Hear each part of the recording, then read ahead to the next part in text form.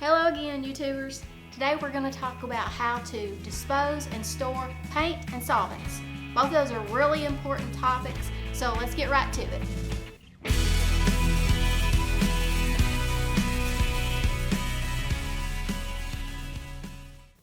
Okay, let's start with paints. Storing paint.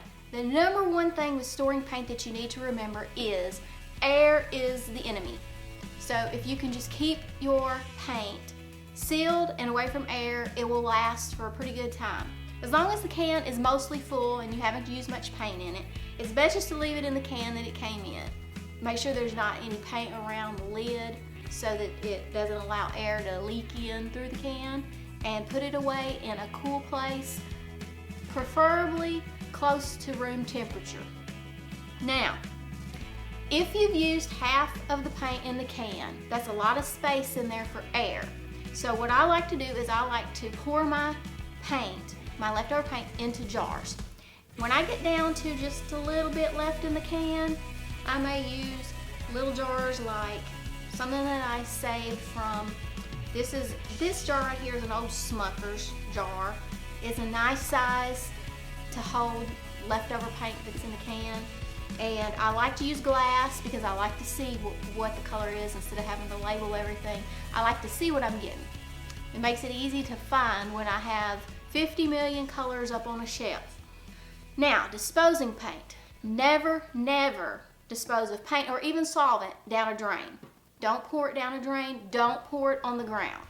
If you have a significant amount of paint and you need to get rid of it, what you need to do is you need to go online and look at what your city or your county requires for disposing paint. They'll usually have a place where you can bring paints and solvents and drop them off.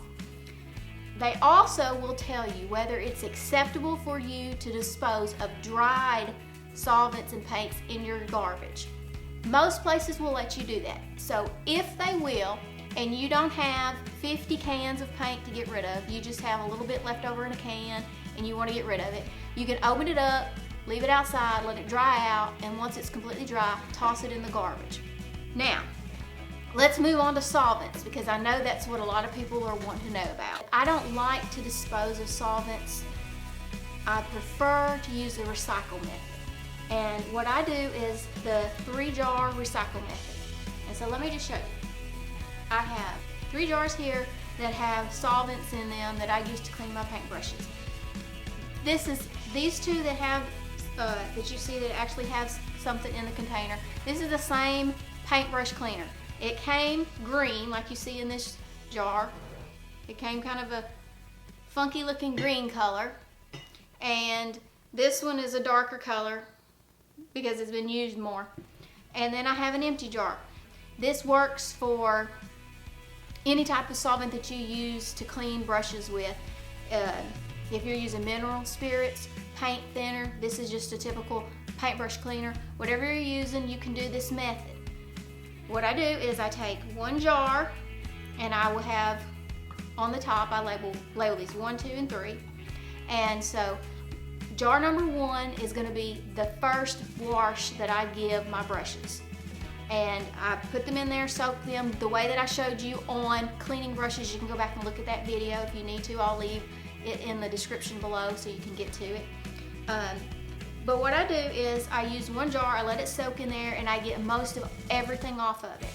Then I move it over to the second jar with some fresh, a little bit of fresh in it, and I let it have a final wash in it.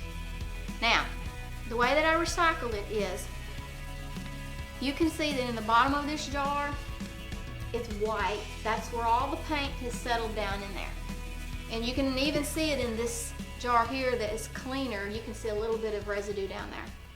So what I do is, when the jar gets about, I don't know, an inch or so, when I start seeing the residue come up to about an inch or so, I pour this out to my fresh jar as much as I can without disturbing this.